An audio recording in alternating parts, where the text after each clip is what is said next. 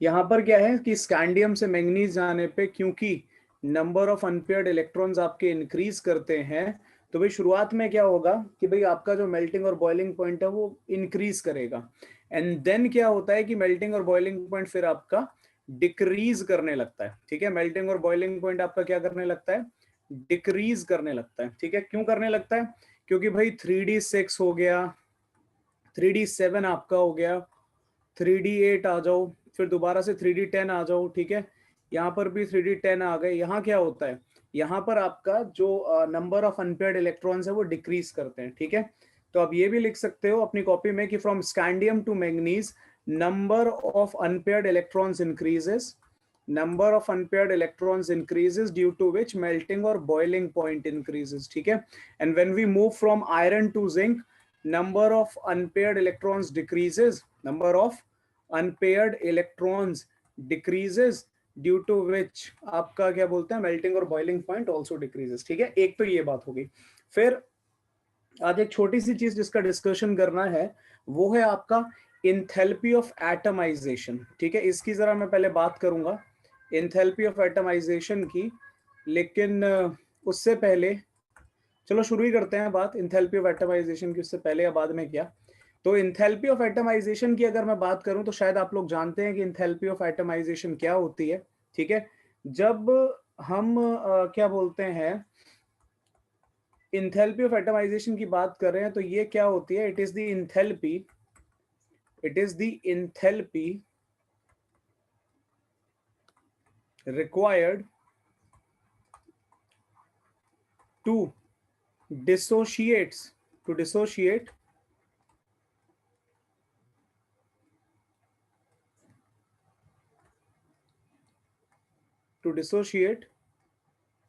all the bonds in a molecule to convert it into atoms, into corresponding atoms। ठीक है, इसको भी हमारा हम इंथैल्पी ऑफ एटमाइजेशन बोलते हैं। मतलब अगर मैं आपको यहाँ पर एक एग्जांपल दूं, अभी मैं जा रहा हूँ पीछे तब नोट कर लेना। ठीक है, एक एग्जांपल जरा सुन लो पहले फटाफट से सभी बच्चे, मतलब पूरा मैं ये पहले कंसेप्ट समझा लूं बेल्टिंग और बॉइलिंग पॉइंट का, फिर मैं आपको नोट करने का टाइम दे दूंगा। ठीक है, तो अगर मैं एग्जांपल की बात करूं तो मान लो मेरे पास ये एक CH4 का मॉलिक्यूल है। ठीक है, CH4 का क्या है भाई, मॉलिक्यूल है। आपने क्या करा, इसको कुछ इंथैल्पी दी, एनर्जी दी, और उससे क्या हुआ, इसके अंदर प्रेजेंट ये जितने भी बॉन्ड्स है ना, ये सारे बॉन्ड टूट गए। और जब ये बॉन्ड यहाँ पर ऐसे करके टूट गए तो यहाँ एक तो कार्बन एटम बना और साथ में 4 आपके हाइड्रोजन एटम बने। ठीक है, तो इसमें लगने वाली इंथैल्पी, इंथैल्पी ऑफ एटमाइजेशन कहलाती है, जो इस केस में आई गेस 1664 किलो जूल पर मोल होती है। ठीक है, इसे इंथैल्पी ऑफ एटमाइजेशन कहते हैं। ठीक है, अब देखो इंथैल्पी ऑफ एटमाइजेशन का सीधा सीधा रिलेशनशिप होता है मेटालिक बॉन्डिंग से। ठीक है, जितना ज्यादा क्या बोलते हैं आपका इंथैल्पी ऑफ एटमाइजेशन होगा उतनी स्ट्रॉन्ग मेटालिक बॉन्डिंग रही होगी। तो मैं ये कह सकता हूं, मैं यहां पर ये कह सकता हूं that enthalpy of atomisation, enthalpy of atomisation is directly proportional to आपका मेटालिक बॉन्डिंग। ठीक है, enthalpy of atomisation is directly proportional to the metallic bonding. ठीक है, जितना स्ट्रॉन्ग आपका मेटालिक बॉन्डिंग बनेगा, ठीक है, उसको गैसियस एटम भी तो बनाते हैं युवराज। ये अंडरस्टूड है यार, ये अंडरस्टूड है कि ये गैसियस फॉर्म में ही होगा। ठीक है, ये सारा गैसियस फॉर्म में ही है, तभी इंथैल्पी लगती है, इंथैल्पी कभी सॉलिड पर नहीं लगती है। ठीक है, पहली चीज तो ये। और दूसरी बात जो आप कह रहे हो वो भी बात ठीक है, लेकिन उसका रेलेवेंस नहीं है यहाँ पर, इसलिए मैंने उसको डिस्कस नहीं किया। सोडियम सॉलिड को जब आप सोडियम वेपर में कन्वर्ट करोगे तो भी आपका एंथैल्पी ऑफ एटमाइजेशन ही लगता है। ये बात आपकी गलत नहीं है, लेकिन उसका यहाँ पर कुछ रेलेवेंस नहीं है। ठीक है, क्या कह रहे हो, सी एटम नहीं है मतलब सी क्या है फिर, है सी एटम नहीं है तो क्या है सी फिर।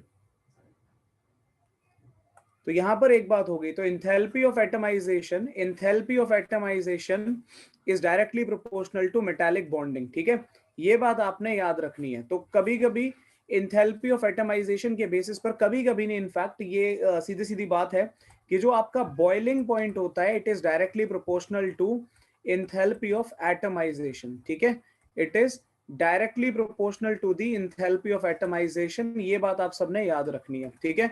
जितना ज्यादा आपका एंथैल्पी ऑफ एटमाइजेशन होगा उतना ही ज्यादा आपका क्या बोलते हैं बॉइलिंग पॉइंट भी होगा, ठीक है। ये बात सबने बिठा लो दिमाग में, इंपॉर्टेंट है, ठीक है। तो ये बॉइलिंग पॉइंट की बात हो गई।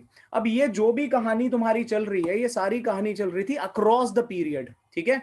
ये जो भी मैंने आपको पढ़ाया है आप क्लियरली देख सकते हो, ये लेफ्ट टू राइट की कहानी है, ये अक्रॉस द पीरियड की कहानी है जो कल भी हमने डिस्कस किया था, ठीक है। अब जरा डाउन द ग्रुप आते हैं। नॉर्मली डाउन द ग्रुप में क्वेश्चन पूछे तो नहीं जाते, लेकिन फिर भी अगली जो बात मैं करूंगा आपसे वो मैं बात करूंगा डाउन द ग्रुप जाने पे, ठीक है।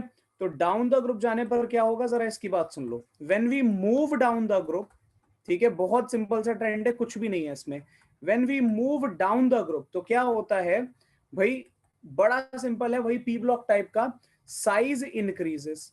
और अगर साइज इंक्रीजेस तो इसकी वजह से क्या होगा, इसकी वजह से क्या होगा आपका, मैंने क्या बोला था तुम सभी को, अभी चुपचाप समझ लो कंसेप्ट, जब मैं पूरा कंसेप्ट पढ़ा दूंगा तब नोट करना, ठीक है। अब किसी का नोट कर लें प्रीवियस स्लाइड जैसा कोई मैसेज ना आ जाए, पहले कंसेप्ट को समझो फिर कॉपियां भर लेना।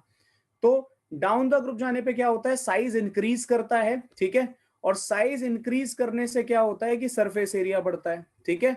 और अगर सरफेस एरिया बढ़ेगा तो ये तो बड़ी सिंपल सी बात है कि फिर तो बॉइलिंग पॉइंट भी इंक्रीज करेगा, ठीक है। मेल्टिंग और बॉइलिंग पॉइंट दोनों इंक्रीज करेंगे, ठीक है। तो ये आपकी क्या बोलते हैं कहानी हो गई मेल्टिंग और बॉइलिंग पॉइंट की। तो अगर मैं कंपेयर करता हूं 3D सीरीज को 4D सीरीज से एंड देन 5D सीरीज से, ठीक है।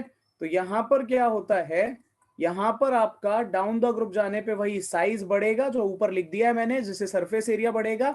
और अगर सरफेस एरिया बढ़ा तो भाई मेल्टिंग और बॉइलिंग पॉइंट भी बढ़ेगा, ठीक है। तो मेल्टिंग और बॉइलिंग पॉइंट आपका इंक्रीजेस, मेल्टिंग और बॉइलिंग पॉइंट आपका डाउन द ग्रुप जाने पे क्या होता है, इट इंक्रीजेस, ठीक है। मेल्टिंग और बॉइलिंग पॉइंट इंक्रीजेस। तो ये बच्चों कहानी है। अब इसको नोट कर लो यहां से पहली स्लाइड से, ठीक है। जब नोट कर लो तो बता देना, फिर मैं नेक्स्ट स्लाइड पे मूव कर जाऊंगा, ठीक है। अब करो नोट, सुन लिया करो यार पहले कंसेप्ट को, उसके बाद में नहीं तो दिक्कत होगी। हाँ प्रत्युष बोलो। सर मेरा दिल टूट गया, मेरा एक सर ने कहा कि ऑस्मियम सबसे ज्यादा ऑक्सीडेशन स्टेट शो करता है डी ब्लॉक में। दिल क्या टूट गया, बात सही है, +8 में जाता है ऑस्मियम, ऑस्मियम जो होता है +8 में मिलता है, इसमें दिल क्यों टूट गया।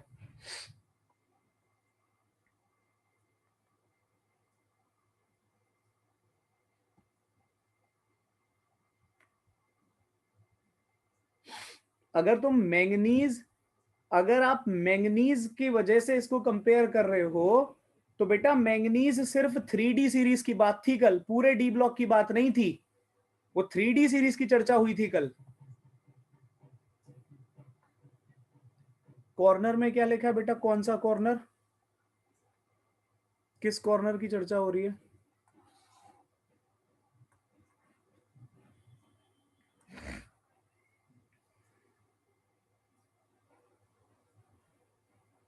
बॉटम लेफ्ट, बॉटम लेफ्ट में लिखा है enthalpy of atomisation. Iridium, iridium का योशित क्या कह रहे हो, मैक्सिमम ऑक्सीडेशन स्टेट क्या होगा।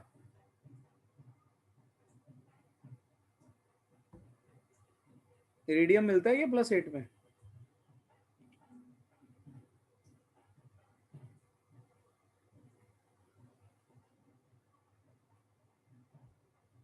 +9 में कंपाउंड तो लीम नहीं मिलता मेरे ख्याल से, लेकिन +9 में कंपाउंड कहाँ मिलता है।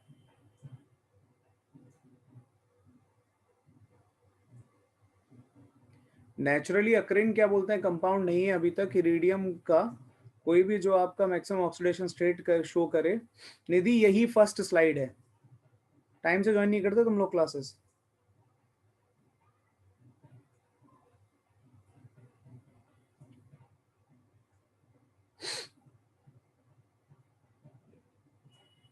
चलो जल्दी करो उसे।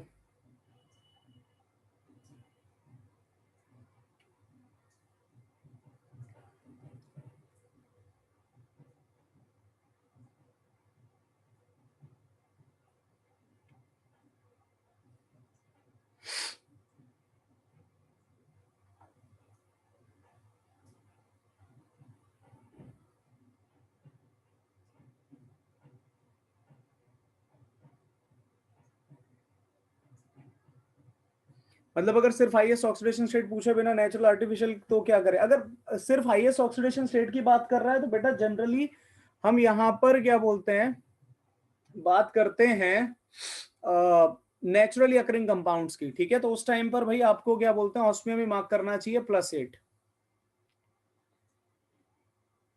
3:26 पर की थी सर तो फिर भी फर्स्ट स्लाइड पूछ रहे हो।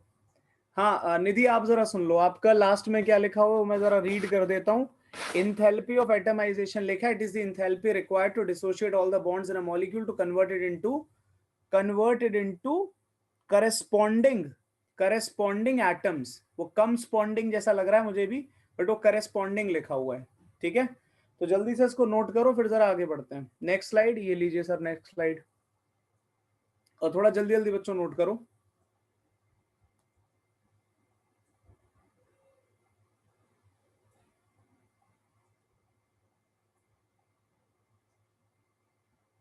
यहां पर चाहो तो एक चीज और ऐड कर लो,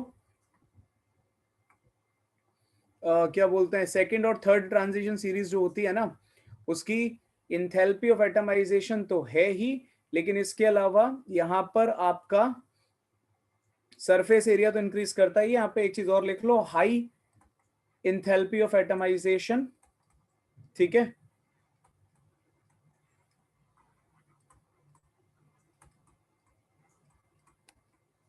एंड मेटल मेटल बॉन्डिंग, ये भी लिख लेना।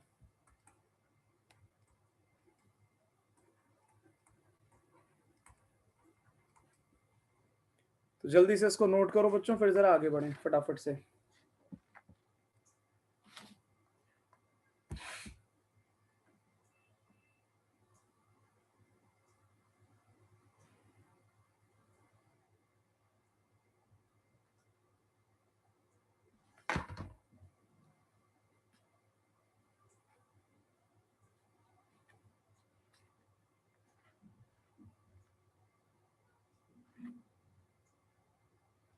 प्रखर, अगर क्रोमियम और मैंगनीज को कंपेयर कर रहे हो तो क्रोमियम का ज्यादा होता है, मैंगनीज का कम होता है।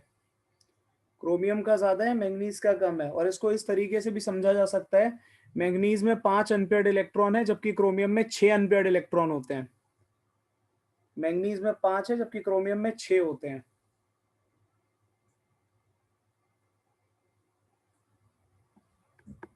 थ्री डी 5 4s 1 होता है ना। करो बच्चों जल्दी से नोट करो, फिर मैं आगे बढ़ूं फटाफट यहां से।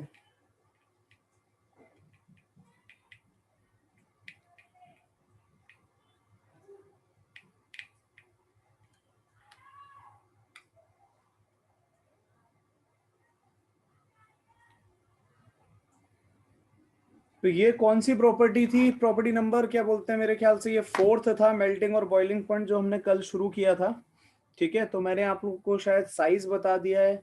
एक तो नाम की शायद प्रॉपर्टी थी मेटालिक कैरेक्टर, वो तो बस किसी काम की नहीं है, वो बता दिया है आपको। एक मैंने मैग्नेटिक प्रॉपर्टीज बताई थी, स्पिन ओनली मैग्नेटिक मोमेंट के थ्रू। और अब जरा चलते हैं आयनाइजेशन इंथैल्पी पे, ठीक है। तो अगला जो ट्रेंड अब आप लोग लिखोगे वो है आयनाइजेशन इंथैल्पी। होपफुली यहां तक सब कुछ आपने नोट कर लिया है ना। तो आओ भाई जरा अब आगे बढ़ते हैं। और नेक्स्ट जो केस अब हमारे पास आएगा, अगर मैं करेक्ट हूं तो बता देना, अगर गलत हूं तो बता देना। 5th प्रॉपर्टी होनी चाहिए, और 5th प्रॉपर्टी होगी आयनाइजेशन इंथैल्पी। वैसे तो इतनी बार हमने इसको डिस्कस कर लिया है कि आप लोगों को ये तो अब होपफुली सबको याद होगा कि आयनाइजेशन इंथैल्पी क्या होती है, ठीक है। जब हम आयनाइजेशन इंथैल्पी की 6th है, राघव कह रहा है 6th है। राघव मेरे ख्याल से बेटा 5th होगी है, कल 4 ही तो हुई थी, कल 4 ही प्रॉपर्टी तो डिस्कस हुई है ना। चलो भाई, अब आयनाइजेशन इंथैल्पी की बात करते हैं। और आयनाइजेशन इंथैल्पी, ऑक्सीडेशन तो हो गई, ये बात तो सही है।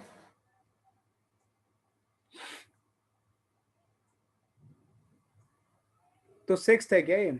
चलो 6th मार्क कर देते हैं, ये लो।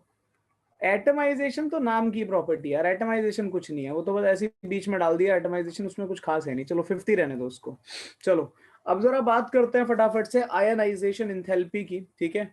और जब हम आयनाइजेशन इंथैल्पी की बात कर रहे हैं तो पहले हम इसको पढ़ेंगे अक्रॉस द पीरियड, ठीक है। Across the period. देखो जब हम अक्रॉस द पीरियड मूव करते हैं, अक्रॉस द पीरियड मूव करते हैं तो क्या होता है कि लेफ्ट टू राइट जाने पर, लेफ्ट टू राइट जाने पर हमारी जो आयनाइजेशन इंथैल्पी है, ध्यान से सुनना बच्चों, वो क्या करती है, वो इंक्रीज करती है। आयनाइजेशन इंथैल्पी क्या करेगी, इंक्रीजेस। क्यों इंक्रीजेस, क्योंकि भाई effective nuclear charge increases. Constantly क्या हो रहा है, इफेक्टिव न्यूक्लियर चार्ज आपका इंक्रीज कर रहा है, जिसकी वजह से क्या होगा कि आपकी आयनाइजेशन इंथैल्पी भी इंक्रीज करेगी। ठीक है, ये बात आपने याद रखनी है। अच्छा एक बात और सुन लो जरा, आयनाइजेशन इंथैल्पी इंक्रीज करने का यहाँ पर एक रीजन और भी है कि अगर इन जनरल मैं बात करूं, ठीक है, कल हमने पढ़ा था, तो यहाँ पे क्या होता है कि पुअर शील्डिंग की वजह से, ये मैंने आपको कल पढ़ाया था कि पुअर शील्डिंग की वजह से यहाँ पर क्या हो रहा है कि जो साइज है, ड्यू टू पुअर शील्डिंग, जो आपका साइज है वो कॉन्स्टेंटली डिक्रीज कर रहा है ना। साइज आपका क्या कर रहा है, डिक्रीज कर रहा है। वो बीच में कॉपर और जिंक एक एक्सेप्शन आ जाता है, बट जनरली क्या होता है, जो आपका साइज है वो क्या करता है, डिक्रीज करता है। ठीक है, ये एक बात हो गई। इसका मैं आपको एक एग्जांपल देता हूं, अगर रिलेट कर पाओ तो।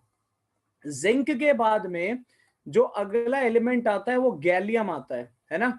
आप सबने क्लास 11th में ये क्वेश्चन किया है, क्लास 11th में ये क्वेश्चन सबने सॉल्व किया होगा कि जब हम 13th ग्रुप में एल्यूमिनियम और गैलियम की बात करते हैं तो यहां पर क्या होता है कि आयनाइजेशन इंथैल्पी जो रहता है हमारा गैलियम का, ठीक है, वो ज्यादा हो जाता है आयनाइजेशन इंथैल्पी ऑफ एल्यूमिनियम से। मे बी ये बात आप लोगों को याद हो, या फिर अगर मैं साइज की बात करूं, अगर मैं साइज कंपेयर कर लूं, आयनाइजेशन इंथैल्पी आपको नहीं भी कंपेयर करनी तो भी पता चल जाएगा। ऐसा क्यों होता है, it is due to poor shielding of, poor shielding of 3D electrons. ठीक है, जबकि यहां पर क्या होता है, it has no d orbital. ठीक है ना, it has no d orbital.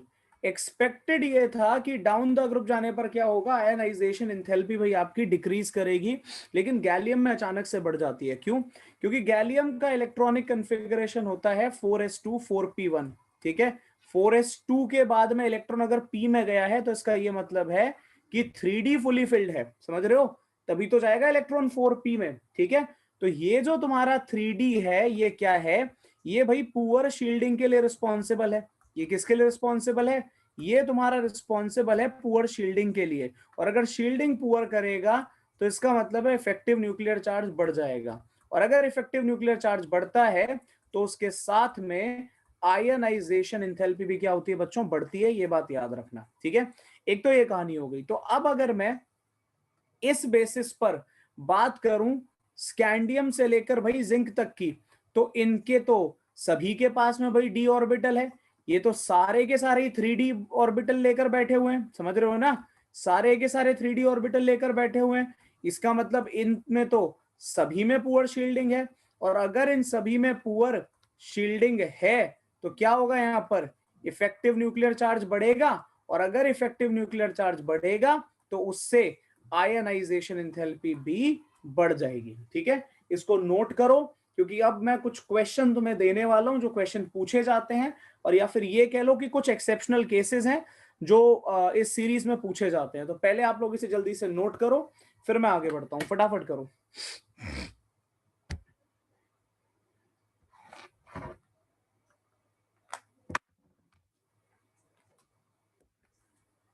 जल्दी से नोट कर लो उसे, फिर आगे चलते हैं।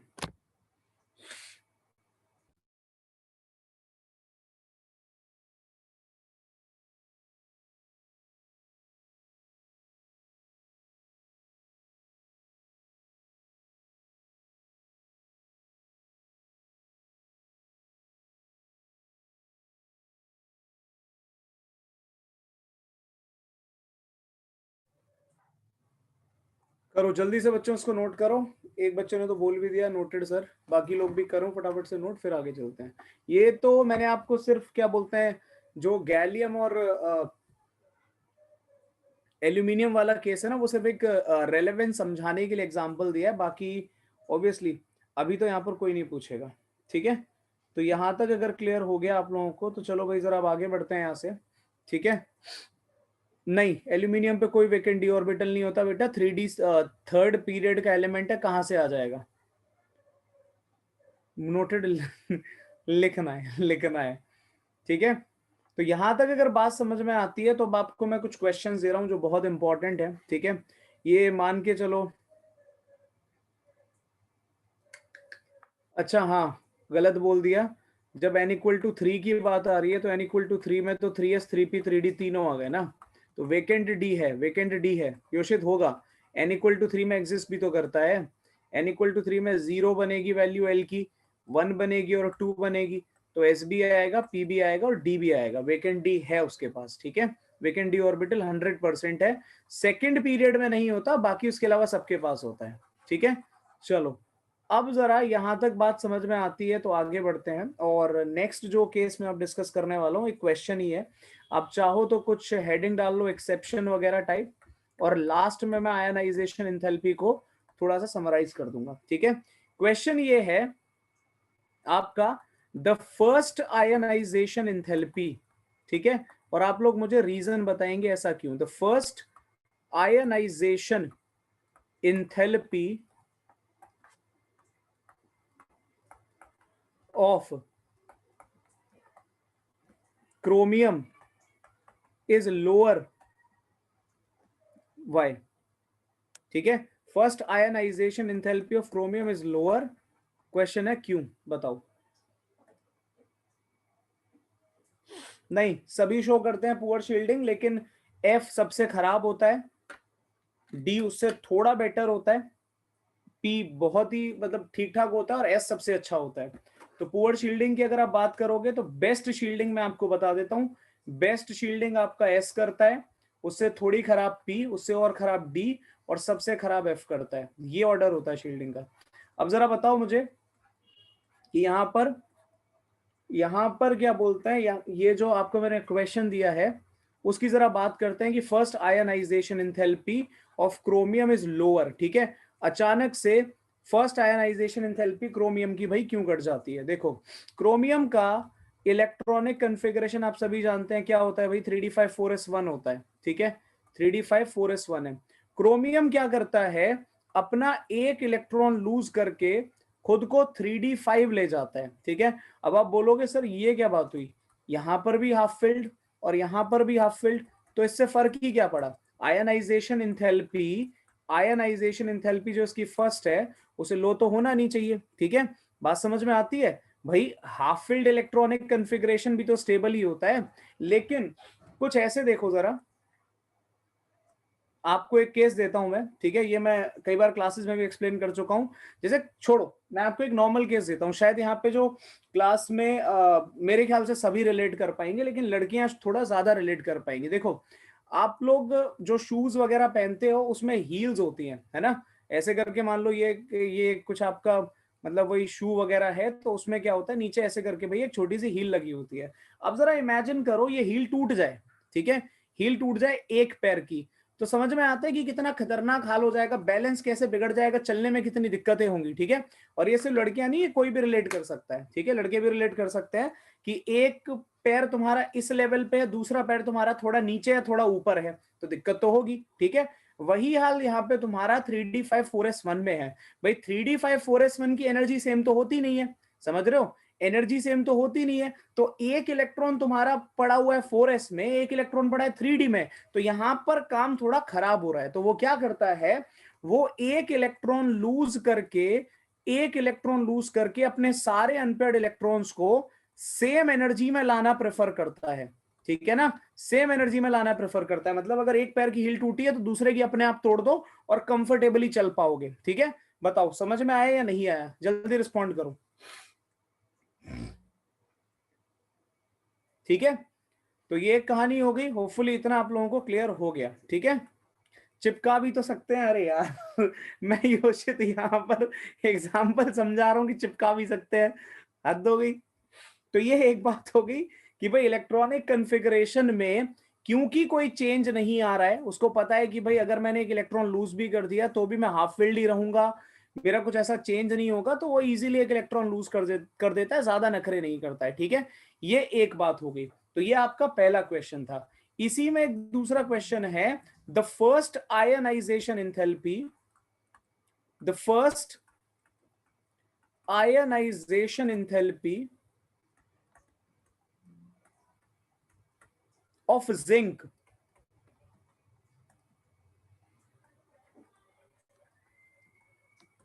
Is very high. बहुत सिंपल क्वेश्चन पूछा है, बताओ क्यों। मुझे लगता है सभी बच्चे इसका आंसर कर देंगे, क्योंकि यहां पर क्या है, जब आप जिंक की बात कर रहे हो तो जिंक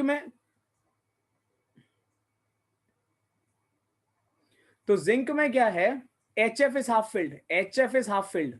जिंक का इलेक्ट्रॉनिक कन्फिगरेशन आपका 3d10 4s2 होता है। 3d10 4s2, ये मान के चलो कि जिंक का बचपन का सपना पूरा हो गया, वो फुली फिल्ड इलेक्ट्रॉनिक कन्फिगरेशन पे बैठा हुआ है, ठीक है। और अब अगर आप ये कह रहे हो उससे कि भाई एक इलेक्ट्रॉन लूज करके जिंक प्लस बना ले और 3d10 4s1 बन जा, ठीक है, तो वो ऑब्वियस सी बात है कि वो मना करेगा कि नहीं, ये नहीं हो सकता। लेकिन तुम बोलोगे कि ऐसा कैसे नहीं हो सकता, ठीक है, तो जोर जबरदस्ती करके इलेक्ट्रॉन निकलवा तो लोगे, लेकिन जो आयनाइजेशन एंथैल्पी लगेगी वो बहुत खतरनाक होगी, ठीक है। तो आप उसको क्या कर रहे हो, एक मिनट बच्चों,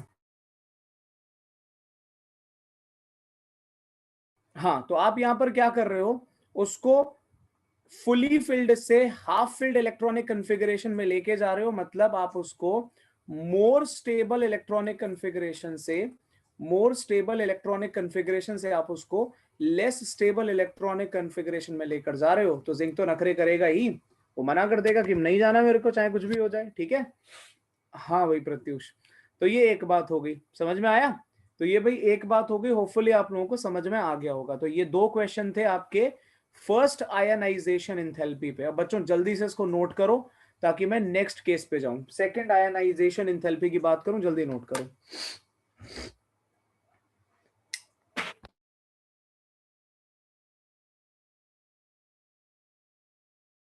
देखो एक छोटी सी बात और बता देता हूं यहां पर ही, शायद थोड़ा रिलेट करना इजी होगा, ठीक है।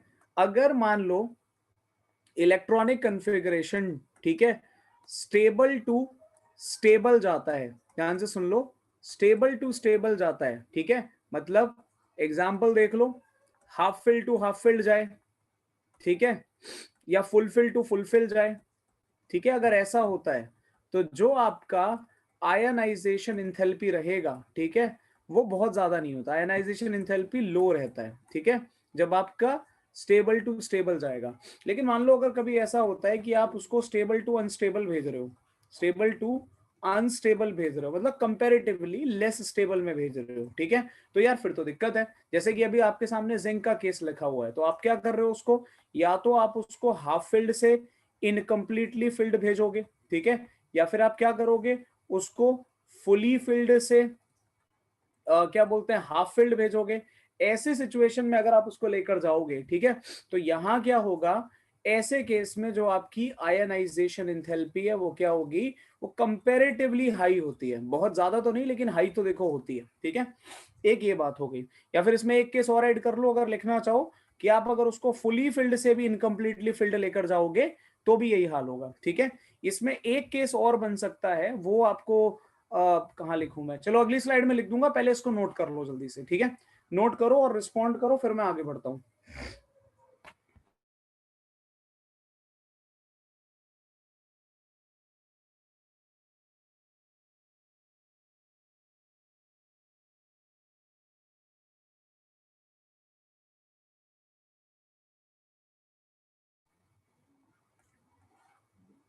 चलो अब नेक्स्ट जो केस यहां पर बनता है, नेक्स्ट जो केस यहां पर बनेगा जरा उसको भी सुन लो।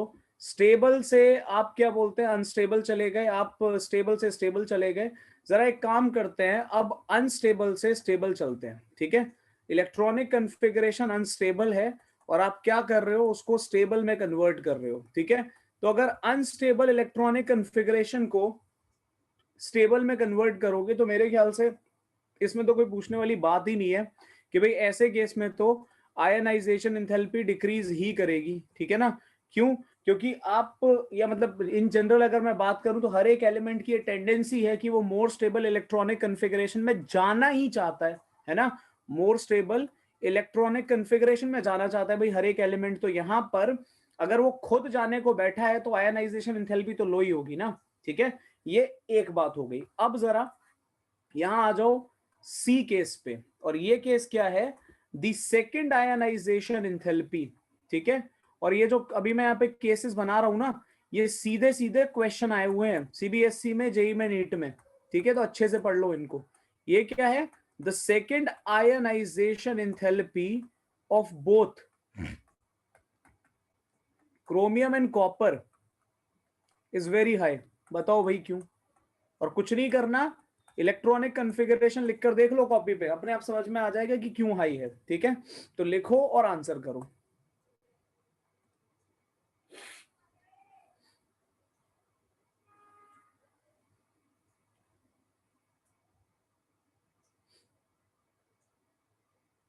Sn represents an ionization from,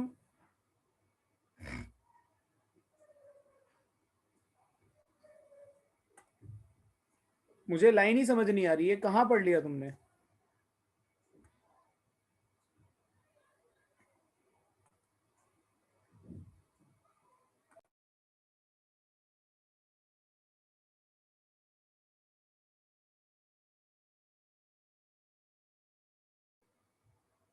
हाँ भाई, अब जरा देखो यहाँ पर, अगर मैं कंपेयर करता हूँ इन दोनों को, तो क्रोमियम एंड कॉपर, ठीक है। क्रोमियम का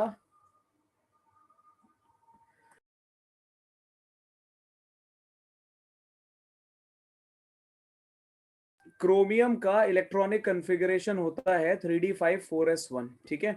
ये एक बात हो गई। आपने क्या करा, फर्स्ट आयनाइजेशन एंथैल्पी लगाई है और उसका एक इलेक्ट्रॉन रिमूव कर दिया, उसको भाई 3d5 में कन्वर्ट कर दिया, ठीक है।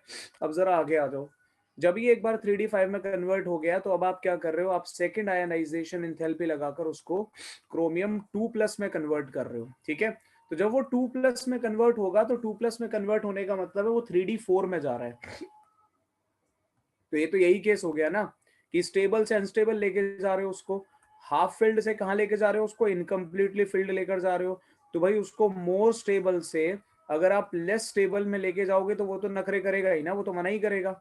अगर आप उसको मोर स्टेबल से लेस स्टेबल में लेकर जाओगे, तो वो क्या करेगा, वो साफ मना कर देगा, मेरे को जाना ही नहीं है, ठीक है। ये एक बात हो गई।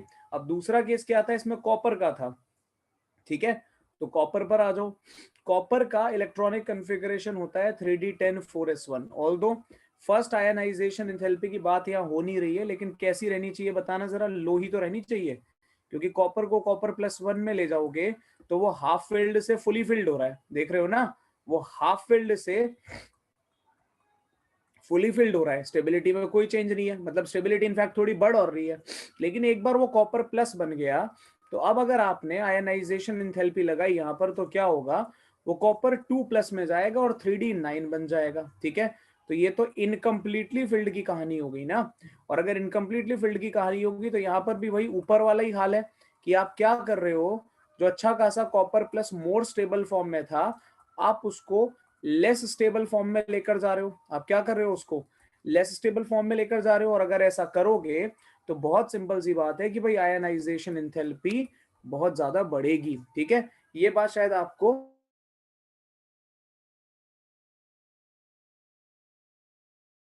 चीज मुझे बताओ यहाँ पर, कि जो आपका ये जो आंसर लिखा हुआ है, ठीक है, जो आंसर आपका लिखा हुआ है, उसके हिसाब से मुझे इतना बताओ जरा, कि आप सब जानते हो कि कॉपर के मैक्सिमम कंपाउंड तो +2 में ही मिलते हैं। कॉपर का ये मोस्ट कॉमन ऑक्सीडेशन स्टेट है, ये भी आप सब जानते हो, जानते हो ना, मोस्ट कॉमन ऑक्सीडेशन स्टेट है ये भी आप सबको पता है। तो जरा इसके पीछे का रीजन दो, कि भाई हाई आयनाइजेशन इंथैल्पी होने के बाद भी कॉपर के कंपाउंड +2 में क्यों मिले। आप लोग जरा आंसर दो, मैं जरा 1 मिनट में आया हैंकी लेकर, जल्दी आंसर करो।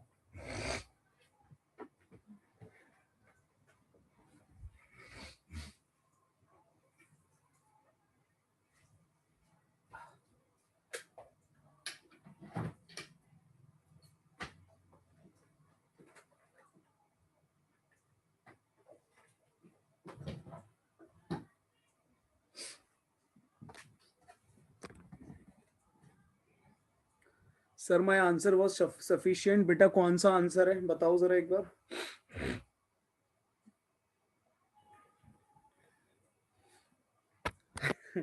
लेस स्टेबल बनने के बाद उसकी मोर स्टेबल बनने की चेष्टा बढ़ जाती है, लेकिन बेटा वो क्या बोलते हैं, जब कंपाउंड बनाता है तो +2 में ही बनाता है, ठीक है, ये भी याद रखनी है। तो ये आंसर थोड़ा सा गलत है, चलो कोई नहीं, मैं अब आपको समझा रहा हूँ ये, ठीक है, उस पर जरा ध्यान देना, ठीक है। नहीं, ये गलत अंदाजे लगा रहे हो आप, ठीक है।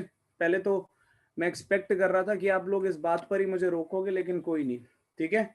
ये बात याद रखना कि copper 2 compounds only exist in aqueous state, ठीक है। या फिर इस क्वेश्चन को मैं ऐसे भी लिख सकता हूं, कॉपर 2+ ऑक्सीडेशन स्टेट और copper 2+ ion exist in aqueous solution, ठीक है। क्वेश्चन आएगा वाई, ऐसा क्यों होता है। तो अब जरा इसके बारे में सुनो ध्यान से। कॉपर जब सॉलिड स्टेट में होता है, कॉपर जब सॉलिड स्टेट में होता है तो उसमें क्या होता है कि भाई वो हमारा नॉर्मली कॉपर +1 ही बनाता है। लेकिन जब कॉपर भाई तुम्हारा एक बार वाटर के कांटेक्ट में आता है तो वाटर के पास होती है हाई हाइड्रेशन एंथैल्पी, ठीक है। और due to the high hydration enthalpy of water, ठीक है, due to high hydration enthalpy of water और विद वाटर, कॉपर 2+ और copper plus ion loses 1 electron to form copper 2+। अभी इसी वीक में 2 क्लास पहले एक चीज मैंने आप लोगों को पढ़ाई थी, उसी के बारे में थोड़ी सी बात करता हूं कि जिनॉन जो होता है एक नोबल गैस है ना, लेकिन फिर भी फ्लोरीन या ऑक्सीजन जैसे मोर इलेक्ट्रोनेगेटिव एलिमेंट्स क्या करते हैं, उसके इलेक्ट्रॉन्स को अनपेयर कर देते हैं। सिमिलरली अगर हम बात करते हैं हमारे क्या बोलते हैं भाई कॉपर की, तो कॉपर जब प्लस में जाता है, कॉपर प्लस में जाता है तो इलेक्ट्रॉनिक कन्फिगरेशन को 3D10 कर लेता है। लेकिन जब ये वाटर के कांटेक्ट में आता है तो इसको कुछ इस तरीके से आप दिमाग में याद रख सकते हो, बिठा सकते हो कि वाटर की हाई हाइड्रेशन एंथैल्पी, मतलब वाटर के पास इतनी पावर होती है, इतनी क्या बोलते हैं एनर्जी होती है कि वो कॉपर के आखिरी इलेक्ट्रॉन को अनपेयर कर सकता है, ठीक है। और इस वजह से कॉपर क्या करता है भाई, 2+ में कन्वर्ट हो जाता है और 3D9 बना लेता है, ठीक है। मैं फिर बोल रहा हूँ 3D9 आयन स्टेबल नहीं होता, ठीक है, स्टेबल तो क्लियरली दिख रहा है 3D10 ही होगा। लेकिन अगर आप एक्वस सॉल्यूशन की बात कर रहे हो, ठीक है, तो उस केस में याद रखना कॉपर 2+ ज्यादा स्टेबल होता है, ठीक है। तो it is due to the high hydration enthalpy of water, copper plus ion convert itself into copper 2+ ion by losing 1 electron, ठीक है। तो ये आपने याद रखना है, बहुत इंपॉर्टेंट चीज है। अब इसको जल्दी से नोट करो, फिर आगे चलते हैं। इंपॉर्टेंट है ये, क्वेश्चन बनते हैं। अगर तुम प्रीवियस ईयर क्वेश्चन सॉल्व कर रहे हो ना, या करना शुरू करोगे तो देखना लगातार हर साल ये क्वेश्चन तुम्हें दिखेगा, ठीक है, बार बार आया हुआ क्वेश्चन है ये, ठीक है। तो इसको जल्दी से लिखो फिर मैं आगे चलूं। सर एक बार पीछे चलना, चल लेते हैं पीछे बेटा, ये लो।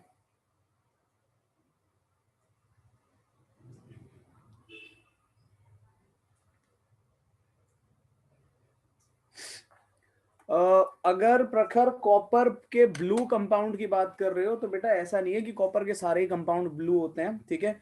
वो आप लोगों ने कॉपर सल्फेट देखा, अदरवाइज कॉपर तो, are you getting my message? Yes I am getting your messages. तो जो तुम्हारा क्या बोलते हैं कॉपर है, जो तुम्हारा कॉपर है वो क्या बोलते हैं कॉपर सल्फेट ब्लू कलर का बनाता है, ठीक है। और दूसरी बात ये कि जब आप कॉपर सल्फेट को सॉलिड फॉर्म में भी देखते हैं तो उसमें वाटर ट्रैप हो रखा होता है, ये बात आप लोगों को पता होगी। जो आपका नीला वाला कॉपर होता है ना, ध्यान से सुनो, ये जो आपका नीला वाला कॉपर होता है ना, उसका फॉर्मूला देख लो। क्या फॉर्मूला होता है उसका? CuSO4.5H2O। तो पानी तो वहां पर भी प्रेजेंट है, ठीक है, भूलना मत इस बात को। तो अब जल्दी से इसको नोट करो, नोट कर लिया है तो बताओ, ताकि मैं नेक्स्ट स्लाइड पे मूव करूं। फटाफट करो।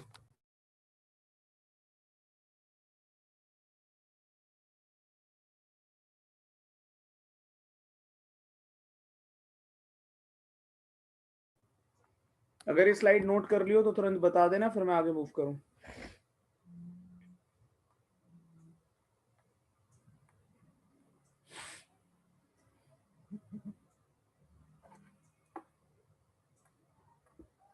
ये लो नेक्स्ट स्लाइड।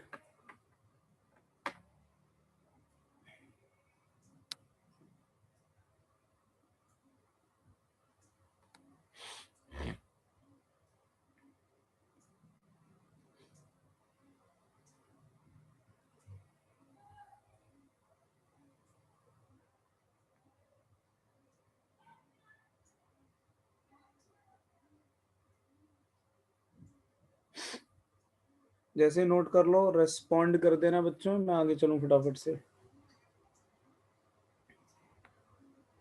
4:11 हो गए, वैसे भी 11। रेस्पॉन्ड, बहुत बढ़िया।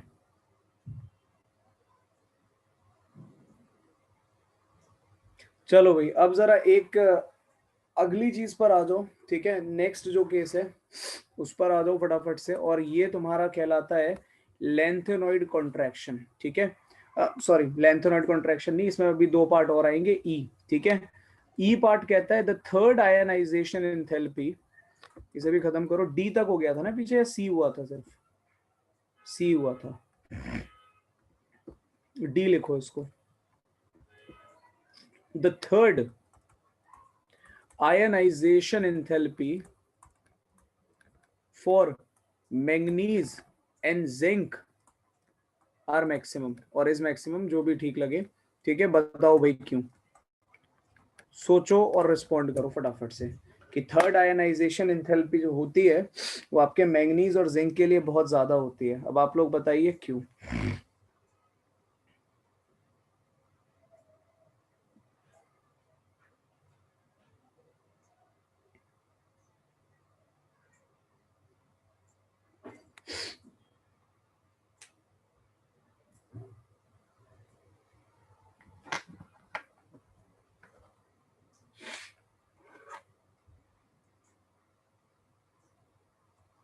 ओके संचित, सही आंसर है, बिल्कुल, बहुत बढ़िया।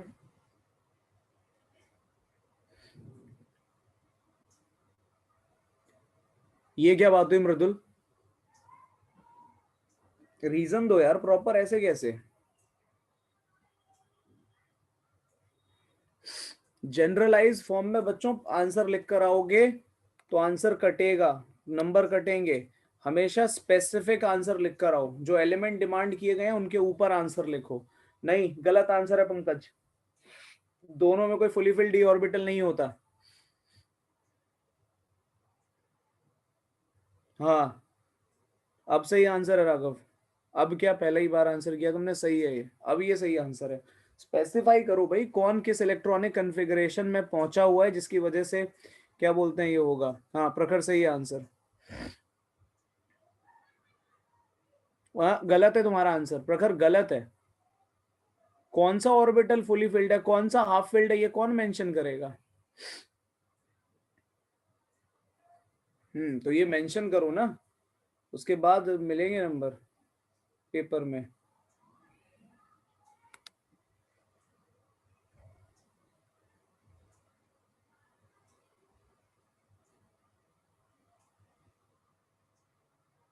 जिंक के 3 आयन, थर्ड आयनाइजेशन एंथैल्पी में 3d10 वाला इलेक्ट्रॉन लूज। सही है श्रेयस। हम्म, ठीक है सहज। अरे ये तो क्वेश्चन ही है आकाश, इसको रिपीट करके क्या मिल गया। हाँ मृदुल सही है। चलो भाई, अब मैं लिख रहा हूं यहाँ पर आंसर, फटाफट से देखो। और बड़ा सिंपल ही है। जिंक आपको पता है कि किस में होता है भाई, 3d10 4s2 में होता है, ठीक है। ये कहाँ जाएगा भाई, पहले ये जिंक प्लस में जाएगा, उसके बाद में ये क्या करेगा, ये जिंक 2+ में जाएगा, और फिर जिंक जब 3+ में जाएगा तभी तो आपकी थर्ड आयनाइजेशन एंथैल्पी लगेगी। पहले दो डिस्कस हो चुके हैं, हम जरा लास्ट वाले को देखते हैं। बट इलेक्ट्रॉनिक कॉन्फ़िगरेशन देख लो, यहाँ क्या बनेगा 3d10 4s1, यहाँ क्या बनेगा 3d10 4s0, मतलब फुली फिल्ड। ठीक है, और अब आप उसको क्या कह रहे हो कि भाई 3d9 में चला जा, तो वो क्या करेगा, वो तो मना ही करेगा ना, यही बोलेगा कि भाई फुली फिल्ड से इनकम्प्लीटली फिल्ड भेज रहे हो, मतलब ही नहीं बनता। तो आयनाइजेशन एंथैल्पी क्या होगी, भयंकर इंक्रीज कर जाएगी। ठीक है, क्योंकि आप उसको मोर स्टेबल से कहाँ ले जा रहे हो भाई, आप लेस स्टेबल में लेकर जा रहे हो। ठीक है, ये एक बात हो गई। सिमिलरली अगर मैं यहाँ पर मैंगनीज की बात करूं तो बिल्कुल सेम कहानी है, फर्क इतना है कि जहां D10 है वहां D5 हो जाएगा। ठीक है, तो मैंगनीज के केस में क्या है 3d5 4s2। ठीक है, मैंगनीज प्लस, ठीक है, यहां पर क्या बोलते हैं 3d5 4s1। ठीक है, यहाँ पर Mn2 प्लस, ये बन गया तुम्हारा 3d5, और लास्ट में आ जाएगा तुम्हारा Mn3 प्लस। तो जैसे Mn3 प्लस बनेगा ये 3d4 जा रहा है, और 3d4 में फिर से वही कि आप उसको मोर स्टेबल से कह रहे हो कि भाई लेस स्टेबल में चला जा, तो वो तो नखरे करेगा ही। ठीक है, ये कहानी है। ऐसे इक्वेशन में क्या बोलते हैं, फॉर्म में अगर लिख कर आ गए ना पेपर में, इस तरीके से अगर लिख दिया आपने, तो जो एग्जामिनर तुम्हारी कॉपी देखेगा ना, तो कॉपी देख के इतना इमोशनल हो जाएगा ना कि क्या बताऊं, फुल मार्क्स देगा। वो है ना क्या बोलते हैं, कभी खुशी कभी गम में गाना, शाहरुख खान को देखकर उसकी मदर गाना जो गाती है, क्या बोलते हैं, मेरी सांसों में तू है समाया, तेरी पूजा करेंगे हम तो हरदम, वो हालत होगी। आंखों से आंसू नहीं रुकेंगे तुम्हारे एग्जामिनर के, जो तुम्हारी कॉपी चेक कर रहा है फटाफट नंबर देगा तुमको खटाखट। तो लिखने से बचा मत करो ज्यादा। ठीक है, तो ये एक बात हो गई। बिल्कुल प्रखर सिर्फ इसी में नहीं, वो तो हर जगह होता है, वो तो हर जगह होता है। ठीक है, मोस्ट कॉमन नहीं बेटा, जिंक की एक ही ऑक्सीडेशन स्टेट है +2, ये तो बस प्रोसेस पढ़ाया गया है, अदरवाइज जिंक सिर्फ +2 में मिलता है।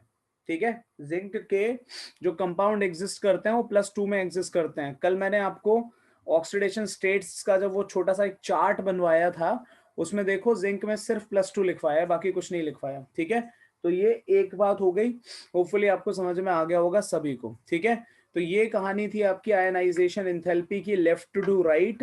ठीक है, अब इतना अगर क्लियर हुआ तो नेक्स्ट आ जाओ जरा, और अब हम बात करेंगे भाई यहाँ पर अक्रॉस द पीरियड तो बात होगी, अब हम बात करेंगे डाउन द ग्रुप। ठीक है, नेक्स्ट जो बात होगी वो बात हम करने जा रहे हैं डाउन द ग्रुप। ठीक है, अब डाउन द ग्रुप जब हम बात करेंगे तो यहाँ पर लगता है लेंथेनॉइड कॉन्ट्रैक्शन, लेकिन अगेन अभी जो मैं बोलूं बस उसको मान लेना। ठीक है, लेंथेनॉइड कॉन्ट्रैक्शन मैं यहां नहीं पढ़ाऊंगा, जब हम एफ ब्लॉक पर जाएंगे तब मैं बात करूंगा। वैसे लेंथेनॉइड कॉन्ट्रैक्शन कुछ नहीं है, पी ब्लॉक में भी थोड़ी बहुत बात उसकी की थी कि वहां पर जो इनर्ट पेयर इफेक्ट होता था वही यहाँ पर लेंथेनॉइड कॉन्ट्रैक्शन है। ठीक है, तो ज्यादा कुछ नहीं है। तो डाउन द ग्रुप जाने पर देखो आयनाइजेशन एंथैल्पी का क्या होता है। यहाँ पर क्या है कि एक्सपेक्टेड ये है, एक्सपेक्टेड की पहले मैं बात कर लेता हूँ। ठीक है, कि एक्सपेक्टेड क्या है कि अगर आप 3D से 4D सीरीज जा रहे हो, 4D से 5D सीरीज जा रहे हो, तो जो साइज है वो क्या होता है, वो इंक्रीज होना चाहिए, जिसकी वजह से आयनाइजेशन इंथैल्पी को क्या हो जाना चाहिए भाई, डिक्रीज हो जाना चाहिए। मेरे ख्याल से इसमें किसी को दिक्कत नहीं होगी, है ना। लेकिन लेंथेनॉइड कॉन्ट्रैक्शन की वजह से साइज में जो इंक्रीमेंट होना चाहिए था वो कभी हुआ ही नहीं, वो इंक्रीमेंट कभी हुआ ही नहीं। तो जरा दो बातें लिखो फटाफट से, मेरे साथ ही साथ लिख लो, क्या ही टाइम खराब करना, मैं लिखता जा रहा हूं, तुम भी लिखो जरा। ठीक है, 5D ट्रांजिशन सीरीज और 5D सीरीज हैव हाई और higher ionisation enthalpy then 3D and 4D series, 3D and 4D series. ठीक है, ये आप लोग लिखोगे। ठीक है, it is due to the high effective nuclear charge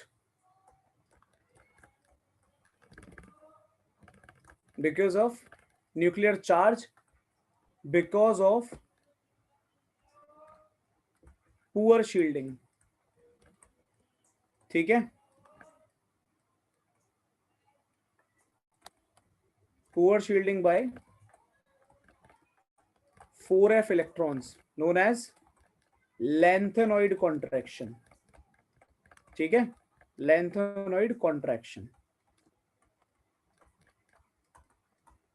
तो ये एक बात हो गई, जल्दी से इसको नोट करो, फिर आगे बढ़ते हैं, फटाफट करो।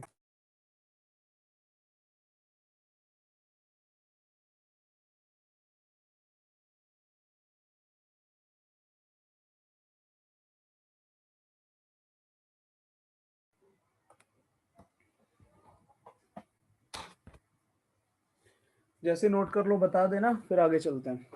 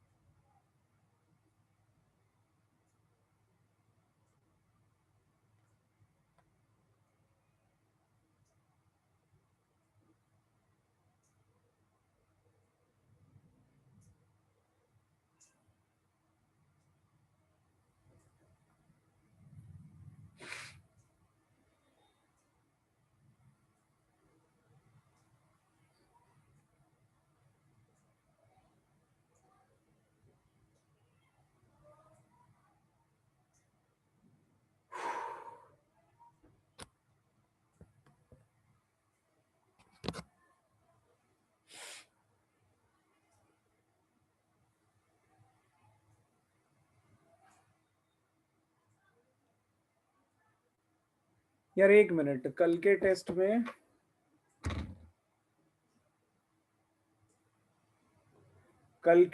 में क्या बोलते हैं आपका, आप कह रहे हो 3D 4D, 3D मतलब DNF क्यों नहीं आ रहा है, मुझे पता नहीं, थोड़ा सा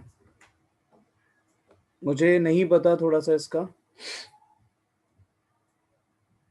अभी देखना पड़ेगा मुझे पहले तो। प्रखर मुझे इसका आइडिया नहीं है कुछ, ठीक है, तब मैं आपको बताऊंगा। चलो भाई, यहाँ तक अगर वैसे आप लोगों को क्लियर हो गया है तो मैं आगे बढ़ रहा हूँ। तो ये आयनाइजेशन एंथैल्पी की कहानी थी, होपफुली आप लोगों को समझ में आ गया होगा, ठीक है। इतना अगर क्लियर हुआ तो आगे चलते हैं।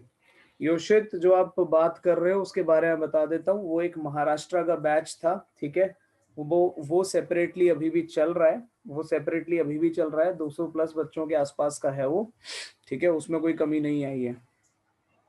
और दूसरी बात ये है कि ऑफलाइन सेंटर्स बहुत सारे खुल चुके हैं, तो जो बच्चे यहाँ पर ऑनलाइन में थे उन्होंने अब ऑफलाइन जाना शुरू कर दिया है। वो बात अलग है, दिल्ली में नहीं हुआ है तो दिल्ली वाले बेचारे बच्चे मजबूर हैं, क्या कर सकते हैं। तो यहाँ तक अगर बात समझ में आ गई है तो अब जरा बच्चों आ जाओ फॉर्मेशन ऑफ कलर पे, ठीक है। नेक्स्ट जो केस आता है वो है फॉर्मेशन ऑफ कलर। अब जरा इसकी बात करेंगे, कौन सा पॉइंट होगा फॉर्मेशन ऑफ कलर, एक मिनट, सी पॉइंट था ये, नहीं सी नहीं, एक मिनट रुको जरा, पॉइंट नंबर 6। अब जरा डालो कलर फॉर्मेशन, ठीक है। नेक्स्ट जो केस अब यहाँ पर आएगा पॉइंट नंबर 6 में, ये हम बात करने वाले हैं अब कलर फॉर्मेशन की, ठीक है। अब जरा अगला जो केस है वो हम बात करेंगे कलर फॉर्मेशन की, और इसको देखते हैं जरा। देखो पहली बात तो ये कि आप सभी इस बात को जानते हो, क्योंकि आपने पूरा का पूरा कॉम्प्लेक्स चैप्टर पढ़ रखा है, वो ये कि हमारे पास जो डी ऑर्बिटल होता है, CFT पढ़ा हुआ है ना, जो डी सबशेल होता है, ठीक है, ये डी सबशेल जब लीगेंड फील्ड के कांटेक्ट में आता है, तो ये खुद को स्प्लिट कर देता है दो पार्ट्स में। ये क्या करता है, ये खुद को स्प्लिट कर देता है दो पार्ट्स में, ठीक है।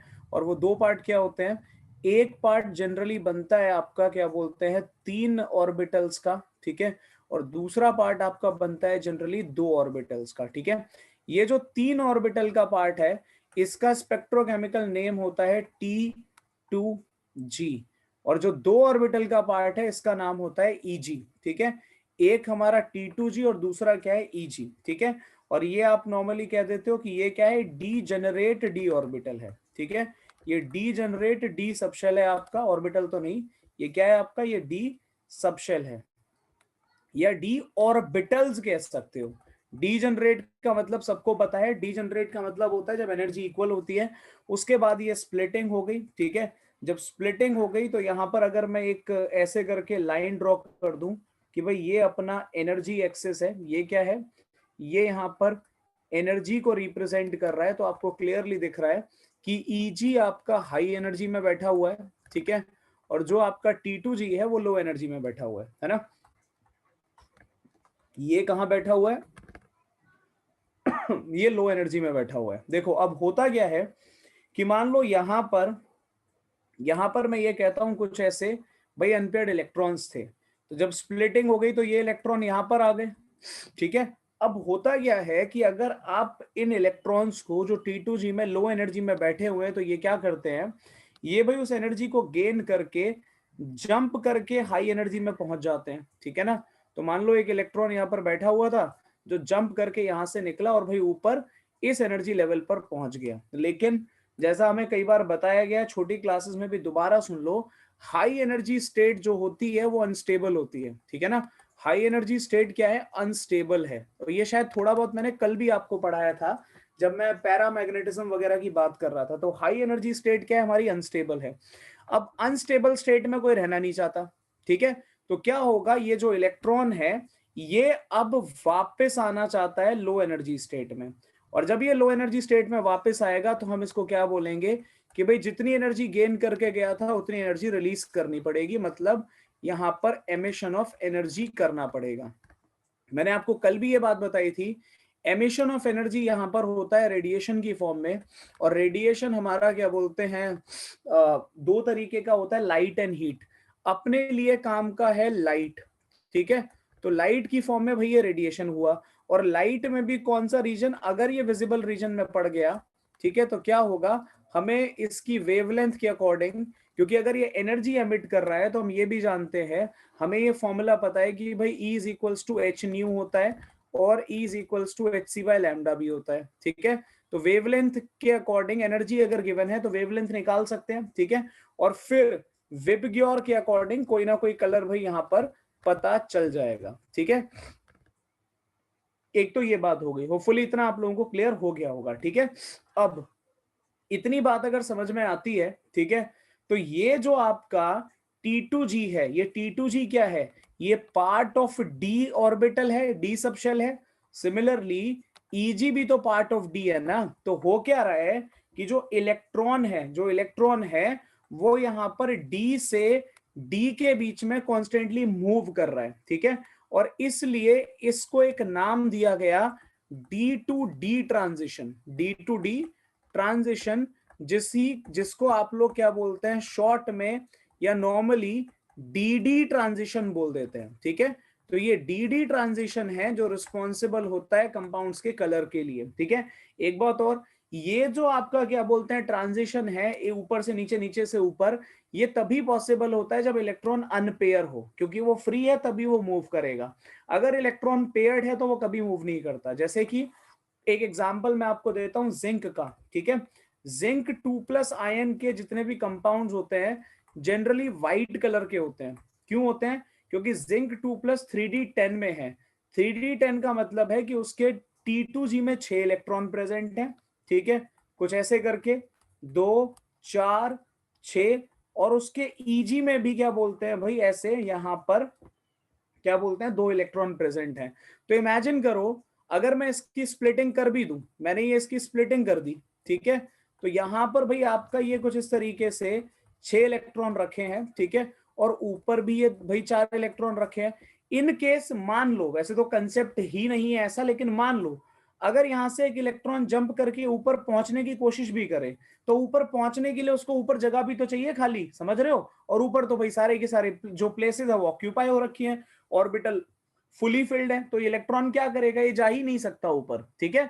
तो जो तुम्हारे ऐसे फुली फिल्ड वाले केसेस हैं, जैसे कि जिंक का 2+ हो गया, ये कंपाउंड क्या होता है, ये कलर ही शो नहीं करते, और इतना तो आप सभी को पता है कि व्हाइट और ब्लैक कलर नहीं होते, अपीयरेंस होती है, ठीक है। तो ये कहानी है, होपफुली इतना समझ में आ गया होगा, ठीक है। जल्दी से इसको नोट करो, फिर मैं आगे बढ़ता हूँ, फटाफट करो। और ये सब स्प्लिटिंग वगैरह तुम्हें क्रिस्टल फील्ड में एक्सप्लेन किया जा चुका है बहुत अच्छे से, मुझे लगता है उसमें किसी को डाउट नहीं होगा। ये जो पॉइंट है जिसको मैं ऐसे ऐसे मार्क कर रहा हूं, ये सबको पता है बैरी सेंटर कहलाता है ना, इसको बैरी सेंटर कहते हैं। इस पूरी वैल्यू को नोट मत करना, ये सब बस एक क्विक रिव्यू हो जाएगा तुम्हारे लिए। अगर इसको डेल्टा ओ कह दिया जाए, इस पूरे को डेल्टा ओ कह दिया जाए, तो ये जो तुम्हारा ऊपर लिखी हुई वैल्यू होती है यहां से लेके यहां तक, ये जो ग्रीन से मैं मार्क कर रहा हूं, इसको आप क्या क्या देते हो, ये आपका 3/5 डेल्टा ओ बन जाता है। और ऐसे ये जो नीचे है ये क्या हो जाता है, ये आपका 2/5 डेल्टा ओ बन जाता है। ये सब आपने कोऑर्डिनेशन में पढ़ा होगा, ठीक है। चलो जल्दी से इसको नोट करो। अच्छा, इसको नोट करते करते एक चीज और मैं बता देता हूं यहाँ पर, ऑल्दो आपको पढ़ाया गया होगा ये, कि ये मैंने क्या करा, और एक क्वेश्चन आए हुए हैं जेई में इस तरीके के, आपको करवाए तो जरूर गए होंगे कोऑर्डिनेशन के टाइम पर। ये मैंने भाई इधर ऐसे करके एक सर्कल बना दिया, ठीक है। इस सर्कल की फिलिंग कैसे होती है, यहां पर लिख देते हैं वी बी ग्योर, वी बी ग्योर, है ना, वी बी ग्योर। और उसमें आपको ये बताया गया होगा उस टाइम पर कि भाई मान लो अगर मैं यहां पर बात करता हूं कलर एमिट करने की और कलर अब्जॉर्ब करने की, ठीक है, कलर कौन सा अब्जॉर्ब हुआ और कौन सा कलर एमिट हुआ, ठीक है। तो ये आपको उस टाइम पे जो जिन्होंने कोऑर्डिनेशन पढ़ाया होगा, जो भी टीचर थे उस टाइम पर, उन्होंने ये बात बताई होगी कि मान लो वायलेट कलर एमिट हो रहा है, ठीक है, तो इसका मतलब है कि अब्जॉर्ब कौन से कलर की वेवलेंथ हो रही है, येलो की। अगर ब्लू कलर एमिट हो रहा है तो इसका मतलब अब्जॉर्ब कौन सा कलर कर रहा है, वो ऑरेंज कर रहा है, ठीक है। अगर रेड कलर एमिट हो रहा है तो अब्जॉर्ब कौन सा कर रहा है, वो ग्रीन कर रहा है। अब एमिट और अब्जॉर्ब का मतलब क्या है, जरा ये भी बता देता हूं। ऑल्दो ये पुलोवर थोड़ा व्हाइट कलर का है, लेकिन मैं जरा बात करूंगा अभी इस पर, आपको यहाँ पर ये सेंटर में थोड़ा सा जो ऑरेंज ऑरेंज कलर दिख रहा है, सब देख पा रहे हो ना, ऑरेंज कलर अगर आप देख पा रहे हो, नहीं विबग्योर नहीं था, वो अलग है योशित, वो अलग है, वो एस ब्लॉक वगैरह की बात होती है, वो एस ब्लॉक की है, ये वीबी ग्योर है, कोऑर्डिनेशन में यूज होता है, ठीक है। इसको दिमाग में बिठा लो।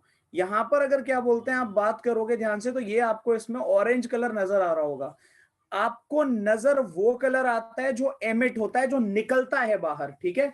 तो अगर आपको दिख रहा है कि यहां पर आपको ऑरेंज नजर आ रहा है, तो इसका ये मतलब है कि ये लाइट की कौन सी वेवलेंथ को अब्जॉर्ब कर रहा होगा। ऑरेंज के अपोजिट देखो, ब्लू है, तो ब्लू को ये अब्जॉर्ब कर रहा होगा, ठीक है। और अगर ये ब्लू दिखता तो ऑरेंज को अब्जॉर्ब करता, ठीक है। तो ये आप सबको मेरे ख्याल से कोऑर्डिनेशन के टाइम पे बताया जा चुका है, इसमें बहुत ज्यादा कुछ ऐसा है नहीं कि मैं और ज्यादा इसको एक्सप्लेन करूं, ठीक है। अब जल्दी से आप लोग इसे नोट करो, फिर आगे बढ़ते हैं, फटाफट करो।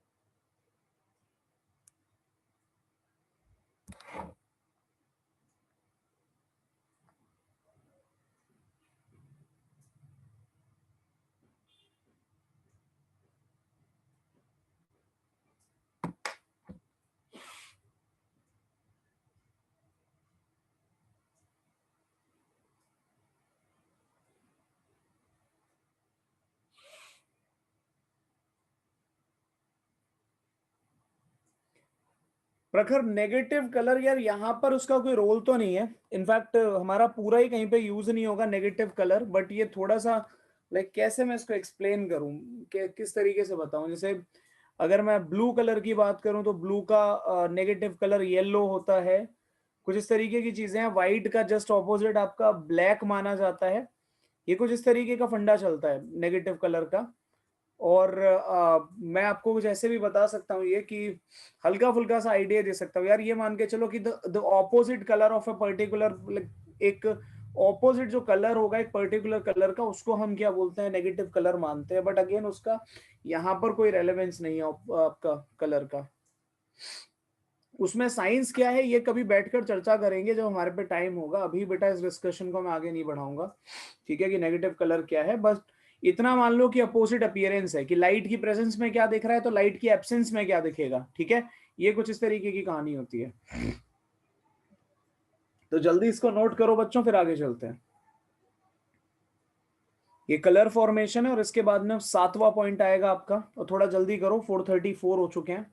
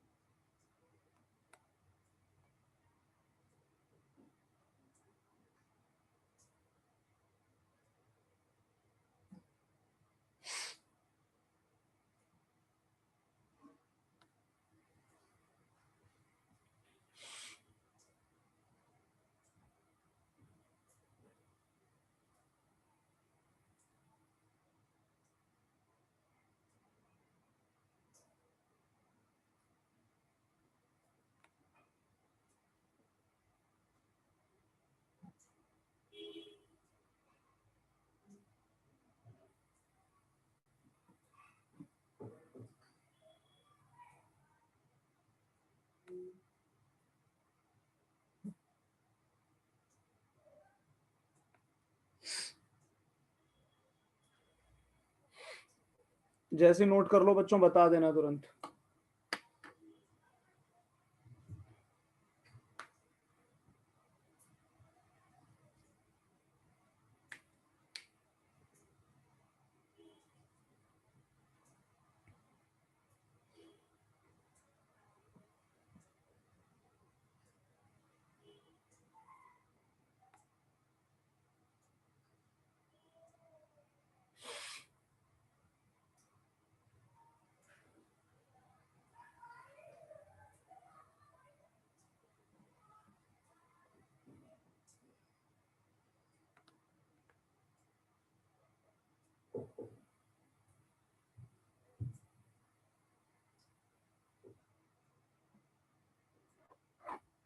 एक सैड न्यूज, हमारा ऑफलाइन सेंटर ही बंद हो गया।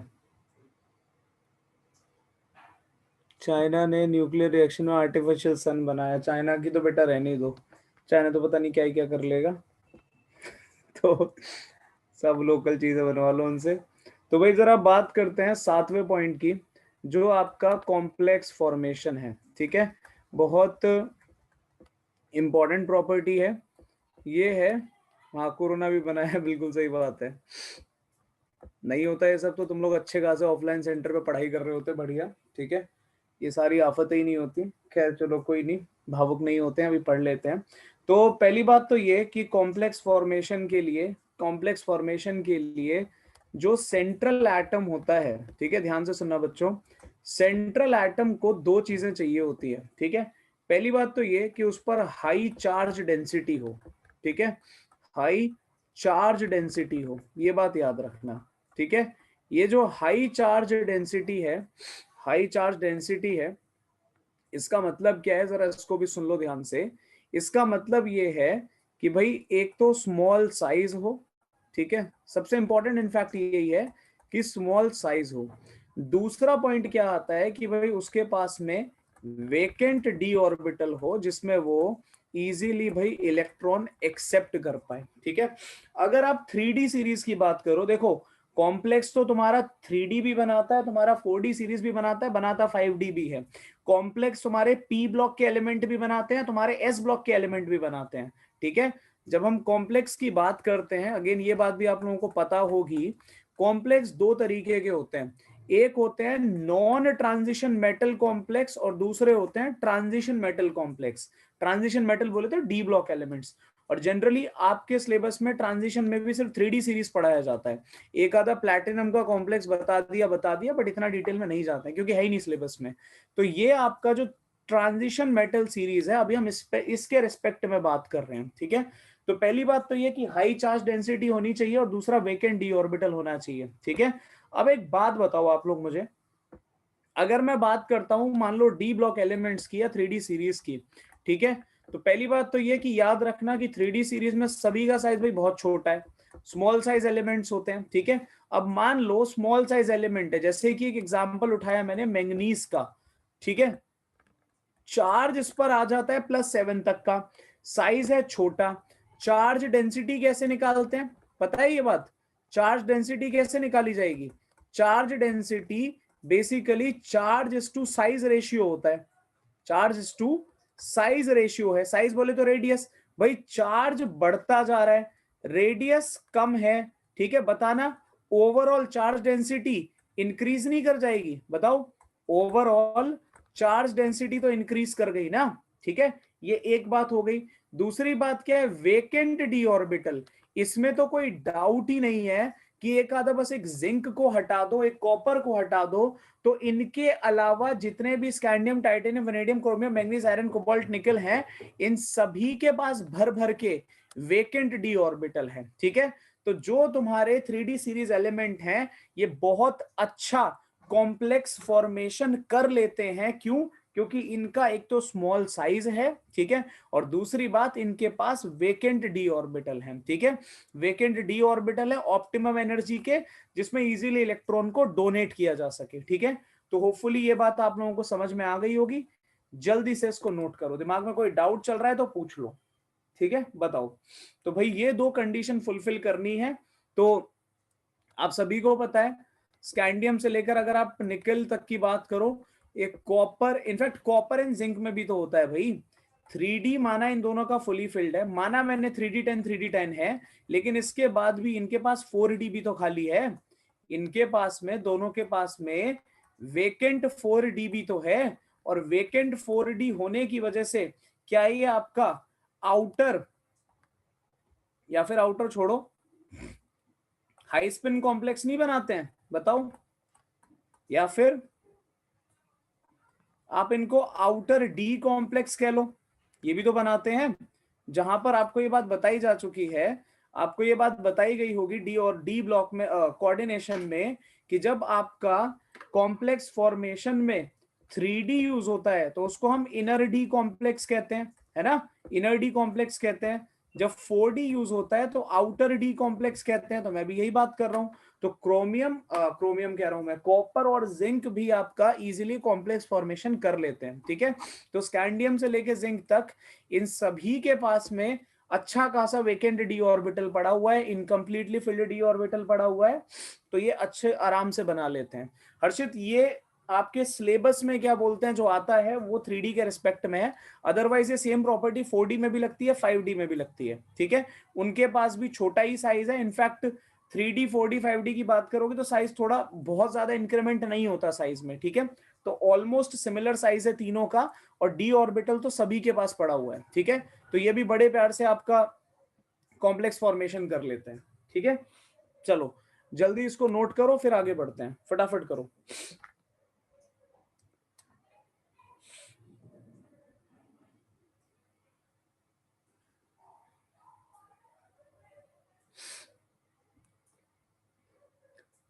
बेटा लेकिन संचित, उसके अलावा भी तो लाइफ में बहुत कुछ अच्छा होता।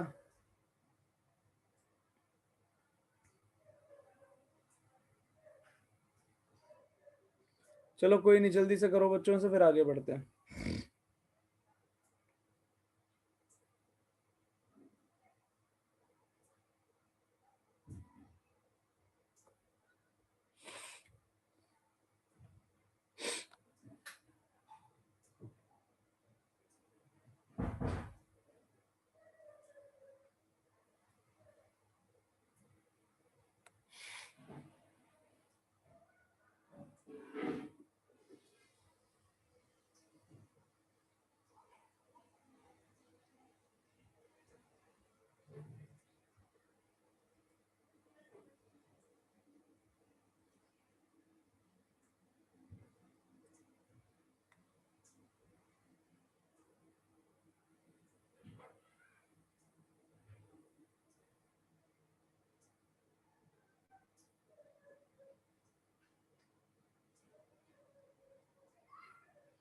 जल्दी नोट करो बच्चों।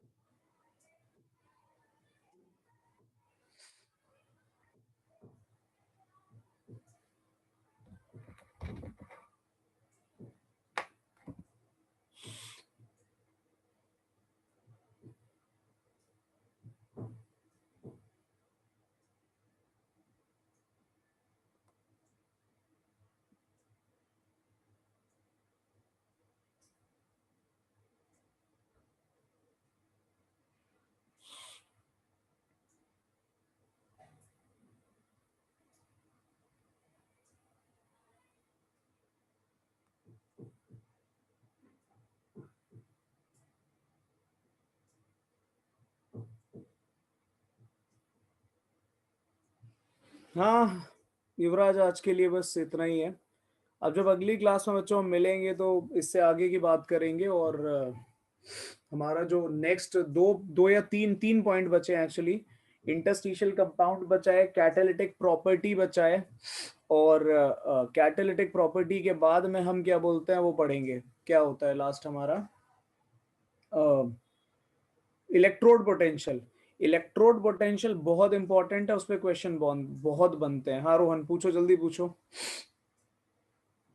कौन है ये भैया? हाँ बोल तो दिया भाई, क्लास ओवर हो गई है। चैप्टर एंड कब होगा? मोस्ट प्रोबेबली 2 क्लास और लगेंगी, हो जाएगा। हाँ 2 क्लास लगेंगी यार, अभी अभी लगेंगी 2 क्लास।